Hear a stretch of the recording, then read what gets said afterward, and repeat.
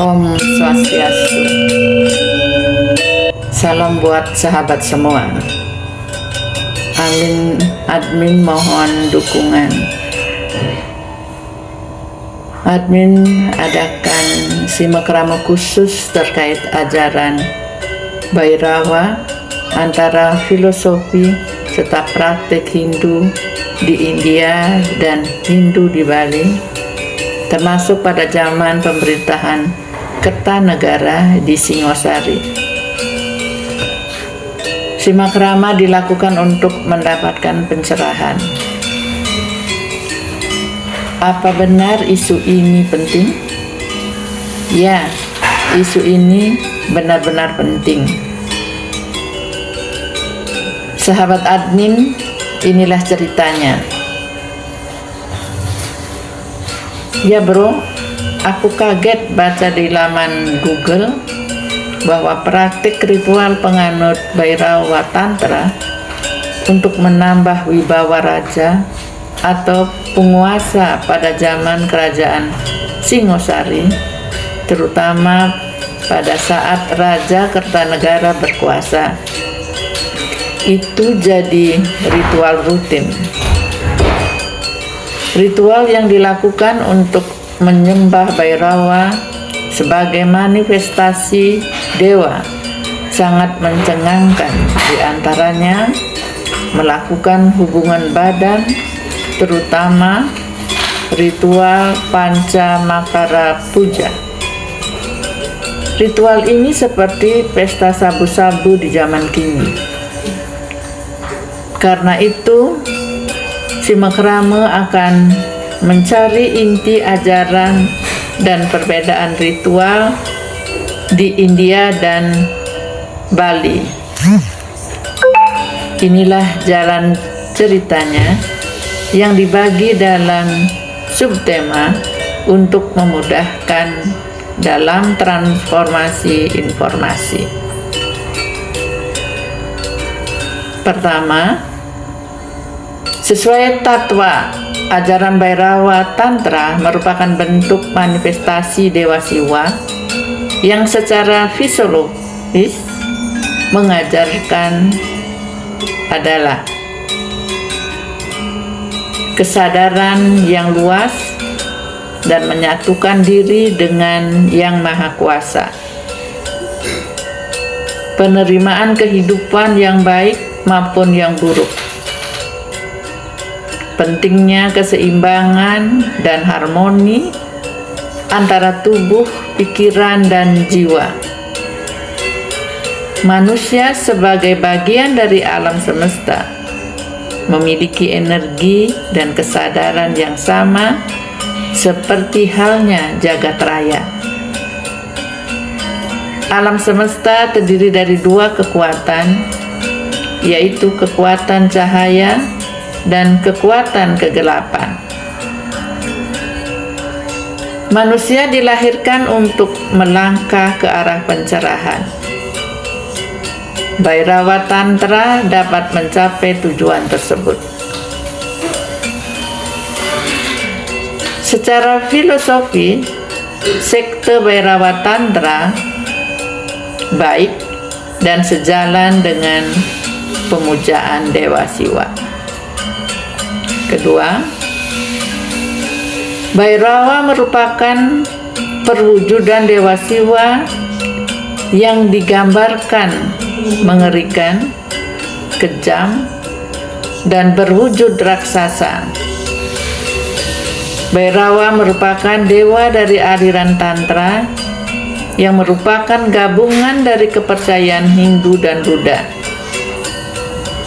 Ciri-ciri wujud fisik Bhairava: berhiaskan beritan ular di anting, gelang, gelang kaki, dan tali kasta, mengenakan cawat kulit harimau, berhiaskan rangkaian tengkorak manusia, memiliki seekor serigala sebagai wahana,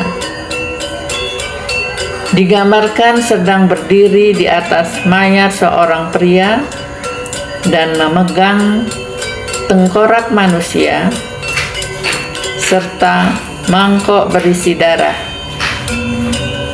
Gambaran ajaran Bhairava Tantra dengan wujud fisik seperti ini sangat mengejutkan. Sosok menakutkan seperti itu merupakan personifikasi Dewa Siwa dalam melaksanakan fungsi penghancuran. Artinya, wujud Bhairava akan menakutkan bagi siapa saja yang tidak percaya siklus kehidupan, bahwa yang pernah lahir pasti akan mati. Bhagavad Gita bab 2 sloka 22 menyatakan, sesungguhnya setiap orang yang lahir, kematian adalah hal yang pasti. Setiap kematian, kelahiran adalah kepastian. Sloka ini mengajarkan bahwa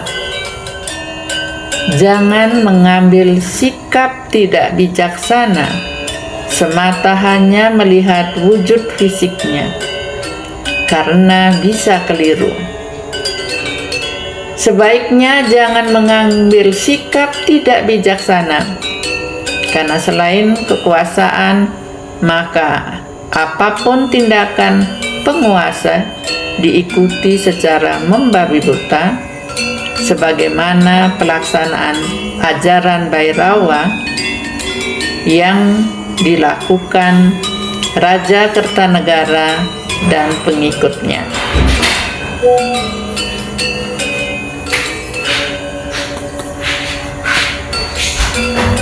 Karena raja menginginkan kekuasaan aman dan berwibawa, maka melaksanakan ajaran Bhairava Tantra sebagai sinkritis Hindu dan Buddha dengan melakukan ritual Pancamakara Puja, yaitu upacara ritual dengan melakukan 5 hal yang dilarang.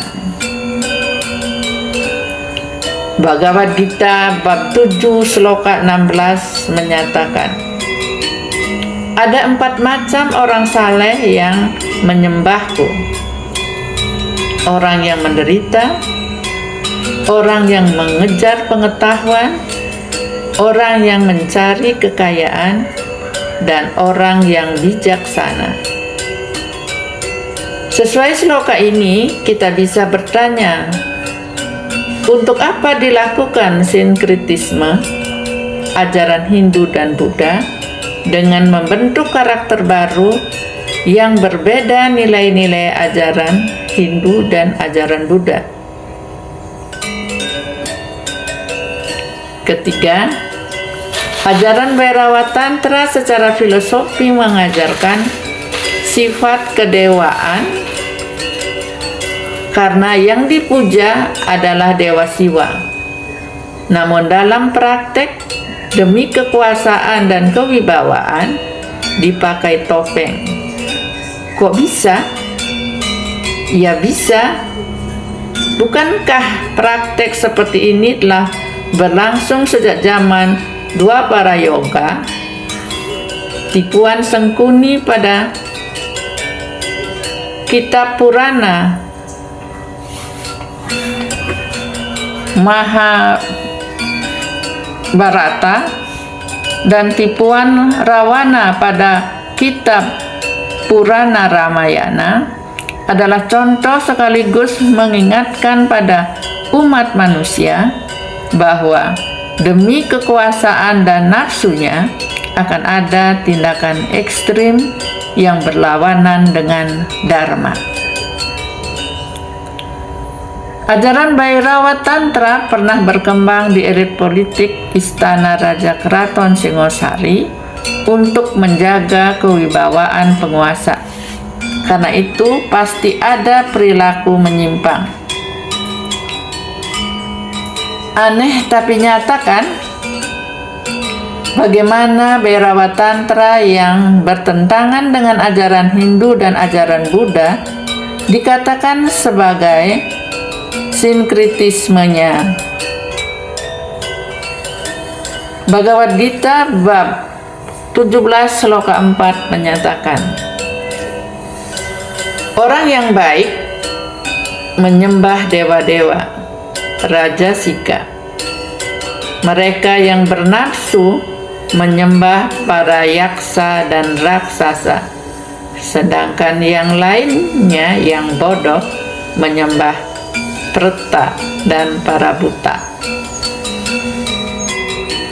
Keempat, benang merah sekte Bhairava Tantra zaman kerajaan Hindu Singosari dengan sekte Bhairava India, sumber tatwanya sama. Kedua ajaran Bhairava tatwanya sama, tetapi tujuan pelaksanaannya berbeda.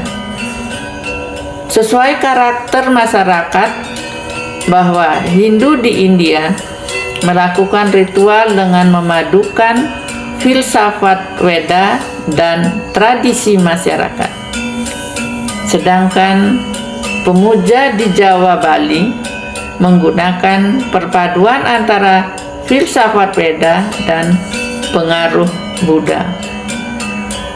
Perbedaan ini menyebabkan perbedaan perilaku penyembah dan sarana yang digunakan dalam melakukan persembahan.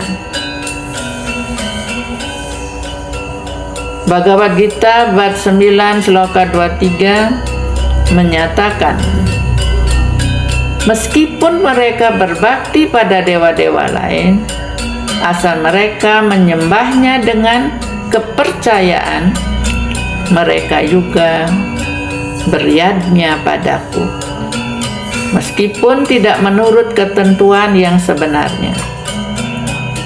Sloka ini menuntun umat Hindu India membangun kuil dengan patung dewa, sehingga saat melakukan pemujaan yang disembah, yang disungkemi, dan yang dibayangkan adalah dewa yang sama oleh siapa saja yang datang ke kuil itu. Perbedaan cara pemujaan ini tidak masalah, asal tujuannya baik dan dilakukan dengan ikhlas, hasilnya pasti sama baiknya. Sesuai Siwa Purana volume 1 bab 11 sloka 31 sampai 32 menyatakan, jika seorang pemuja membuat sebuah benda persembahan, maka ia akan mendapat pahala yang sesuai.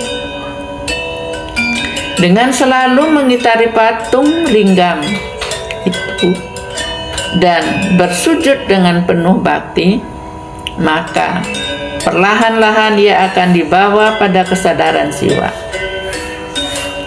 Dengan memandangi patung lingam secara teratur juga memberikan pahala. Umat Hindu India memahami sloka Purana, maka komunitas Siwa membangun kuil Dewa Siwa sebagai manifestasi Tuhan. Pada kuil Dewa Siwa akan ada patung Dewa Siwa atau lingam simbol Dewa Siwa. Inilah sebabnya mengapa kuil bersifat keras, karena patung dewa ditanam dan menjadi satu kesatuan dengan kuil. Kelima, pura di Bali sepi patung dewa.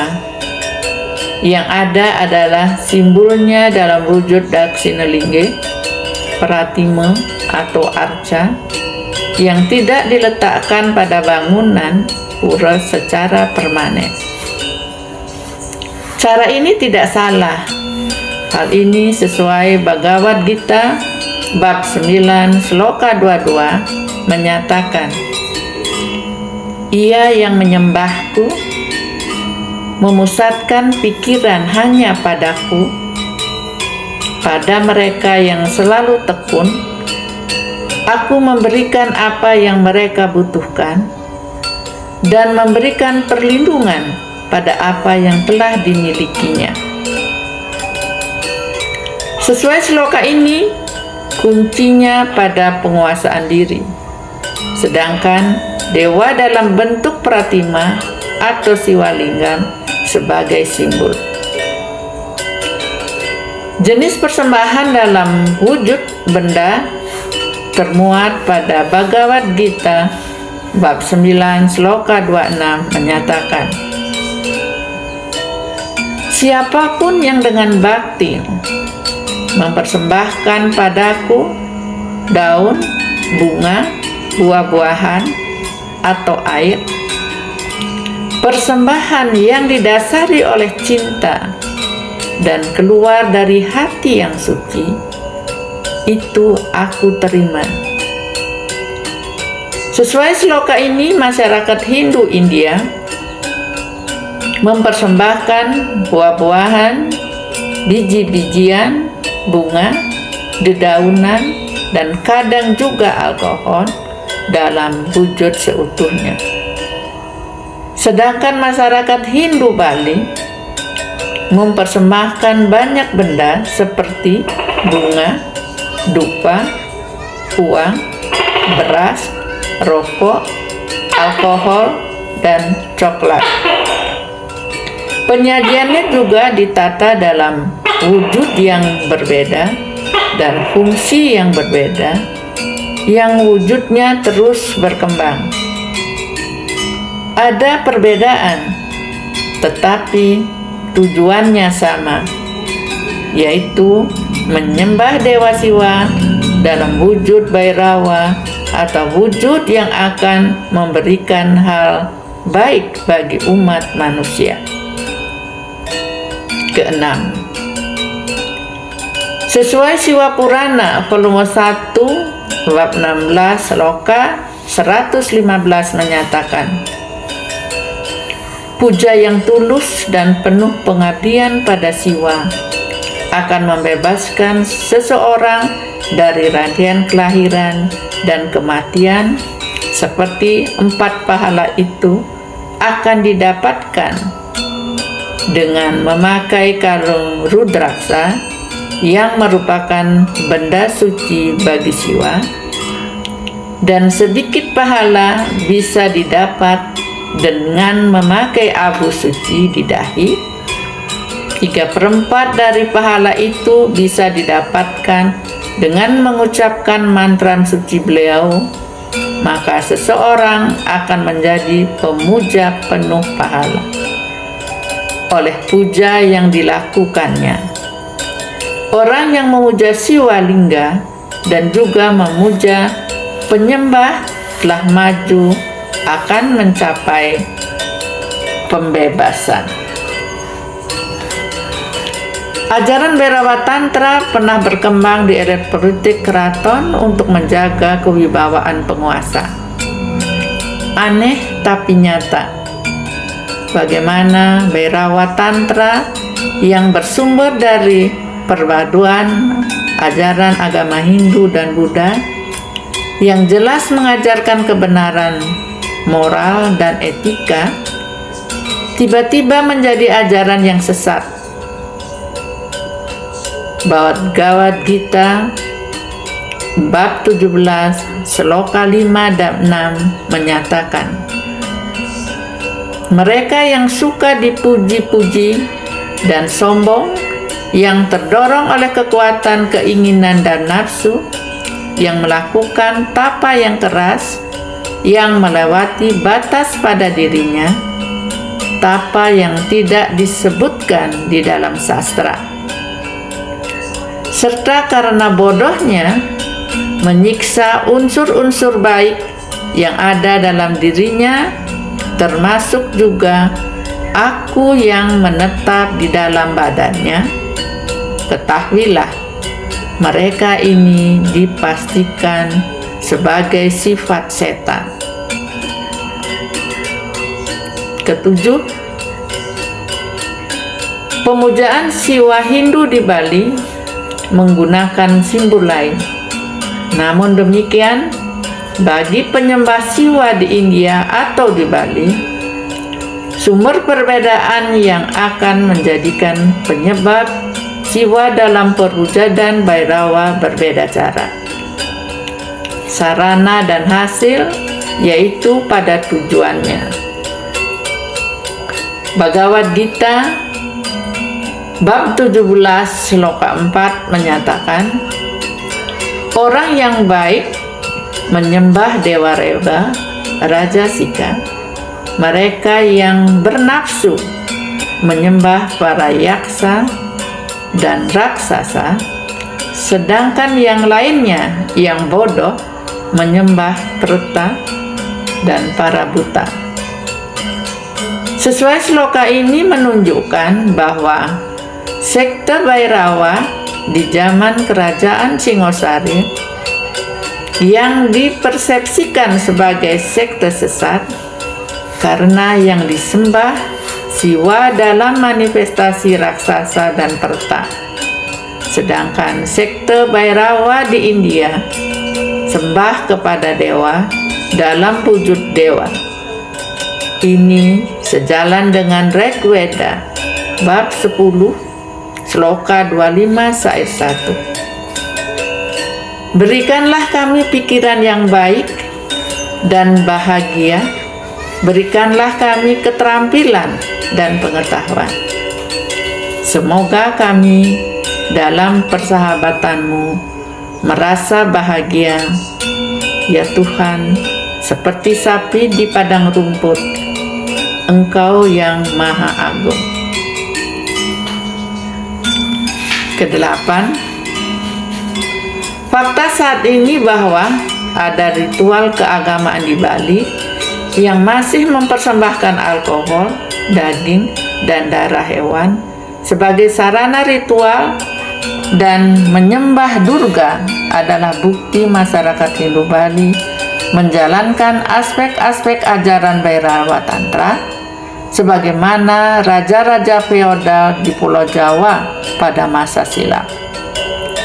Hal ini bisa terjadi juga berkat Hindu yang ada di Nusantara memang sudah bercorak siwaistik dengan Batara Siwa sebagai Tuhan tertinggi, sehingga adopsi ajaran Bhairawa Tantra selaras dengan tradisi masyarakat Nusantara kala itu, termasuk di Bali sekarang.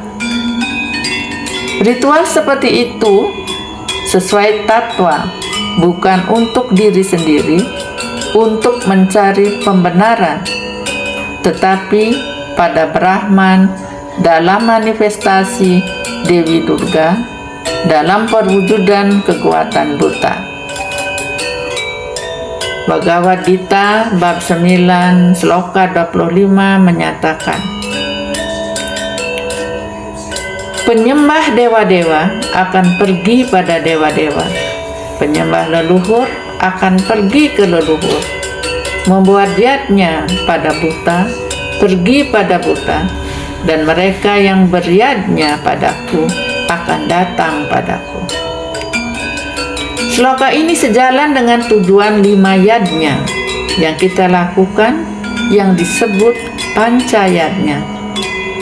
Dan Krishna dalam sloka ini dipersonifikasikan sebagai guru.